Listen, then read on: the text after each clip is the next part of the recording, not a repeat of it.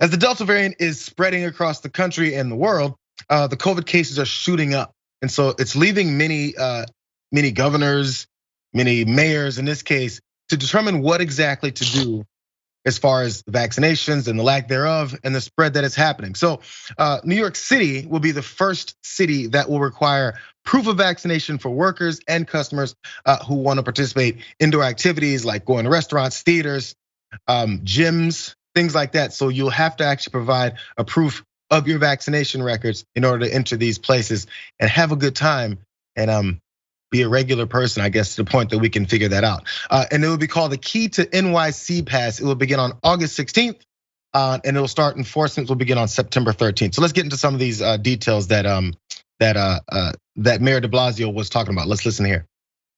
Unvaccinated, unfortunately, you will not be able to participate in many things. That's the point we're trying to get across.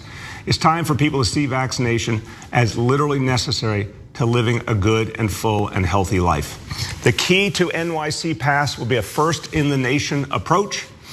It will require vaccination for workers and customers in indoor dining, in indoor fitness facilities, indoor entertainment facilities. This is going to be a requirement. The only way to patronize these establishments indoors will be if you're vaccinated, at least one dose. The same for folks in terms of work. They'll need at least one dose. This is crucial because we know that this will encourage a lot more vaccination. We've seen it already. We've seen it already. So obviously, before, I think I saw this a week or two ago, de Blasio was also pushing you have to have vaccinations in order to enter this big comeback party that they were gonna have with all of these celebrities and big name artists to frontline and headline, basically a big festival concert for the summer, but you need vaccination. So he's looking for different kinds of incentives, and now it appears to be a little bit more of a direct, not necessarily incentive, but a direct mandate, specifically on your COVID vaccines records. So let me get, before we bring in Waz, I want you to talk about this because I think you're out that way. So the policy, it appears to be the first of its kind in the US, as I mentioned. This is from The Hill, comes amid a nationwide spike in COVID-19 and infections driven largely by the spread of the Delta variant in people who are unvaccinated. So while New York City appears to be the first city instituting a municipal vaccine passport, the state developed its own mobile app, which debuted in March. Private businesses, including sports arenas and concert halls that wanted to require proof of vaccination could use the app, and it's called the Excelsior Pass. So is this gonna work out? I mean, there's a thing, we already got the pushback that's happening just from vaccinations itself, from a certain percentage of the public. But this is in New York. We saw how things are happening in Florida and Louisiana and Texas in some cases, a lot of times that in Missouri as well. Is this something that's gonna spread, and will it work? I think New York City is a very particular case. Me being a native New Yorker, grew up there, understanding and knowing a lot of people who were transplanted. And part of the reason why you put up with rat-infested subways and 75-foot square apartments and ridiculous rent and inclement weather and you name it, is that you're able to be in one of the most social cities in the world, if not the most social city. This is part of the payoff, is going out to restaurants, museums, bars, et cetera, right? So in New York City specifically, yeah, of course I can see this being, this incentive driving up vaccinations, of course. I don't know that that's gonna be the case in Biloxi, Mississippi, right? I don't know that this approach will work over there, but in New York, yeah, it makes sense to do this because this is the payoff, right? Like enjoying these outdoor social activities, leaving your house is the payoff in New York. So I do think this will work. Well, I also wonder what the numbers are. Maybe I should have found out the numbers specifically in New York City, because I keep thinking it's on a range of like the state, and that's when we could run into some problems. You go upstate, you maybe go to certain boroughs, you go out to Long Island, maybe. I'm not sure the areas in where people may have more pushback, because there was those protests in New York about Cuomo and de Blasio and the things that they were doing as far as COVID response. And it was obviously based along party lines because people were protesting it with Trump flags. It was more of the you're pushing back against my president. Of course, this is before he was voted out. You're pushing back against my president, because there was those epic fights between Trump and Cuomo, and then Trump and de Blasio, and honestly between de Blasio and Cuomo. So that kept going back and forth within their battles. and it turned to more of a personal thing rather than what they're trying to do for the state and the city. So I mean, even from this aspect, I wonder if other areas, other cities may try this, specifically consider if this works for the biggest city in the state. Yeah, and then I think, incentivizing the vaccine by making it a requirement for fun is one thing. I think destigmatizing the vaccine is a whole other, right?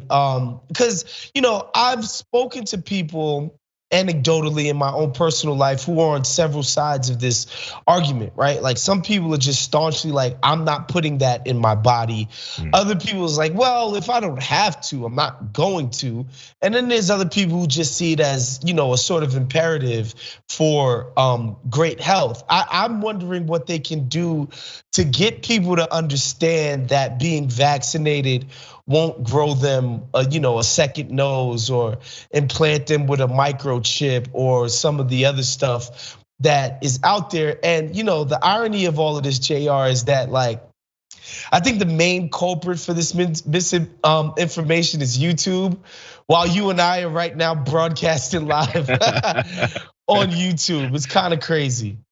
Yeah, and there's the thing, I've got friends and family members that have discussed these types of topics via Facebook posts or via this doctor on YouTube that just said random things. And I was like, so where did you find this doctor? And that's the thing, as you mentioned, there's a flood of that kind of information.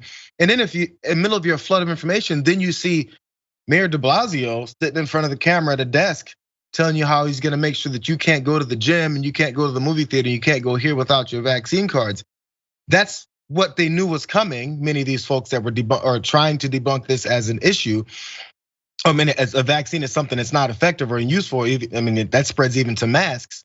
So it was kind of set up for this to eventually come. Because as the spread keeps happening, this is one of those things that you could easily pick. So what's happened in this situation, now they've got a little bit more fodder. And that's the thing that I worry about. It's anything that feeds into these false narratives. Just because it feeds into a false narrative doesn't mean that it's true. It just goes into the false narrative. But if people are believing it, that's the nature of the game.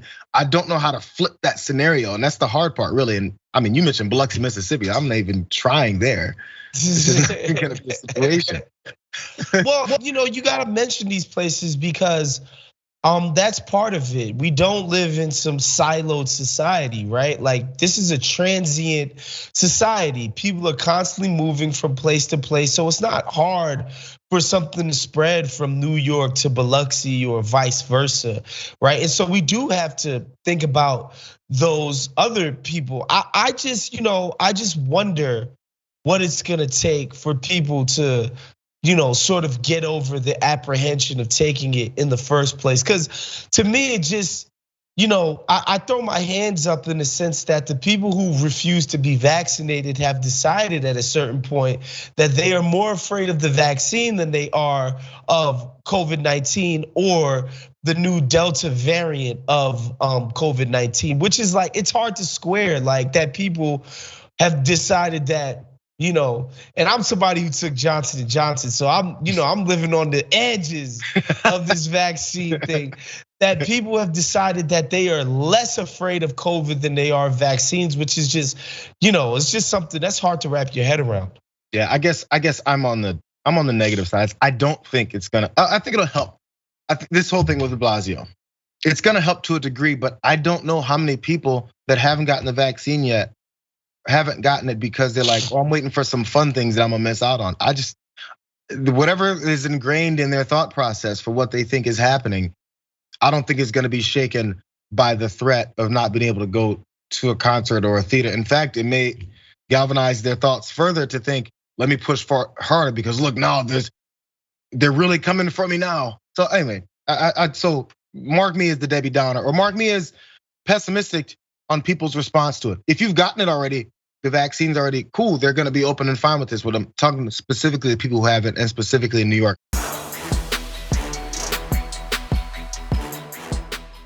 For more political news, breakdowns, interviews, stories of activism, and me trying my hardest to care about the occasional big celebrity news story, subscribe to our YouTube channel at youtube.com/The Damage Report. And you can ring the bell wherever it is so you don't miss anything.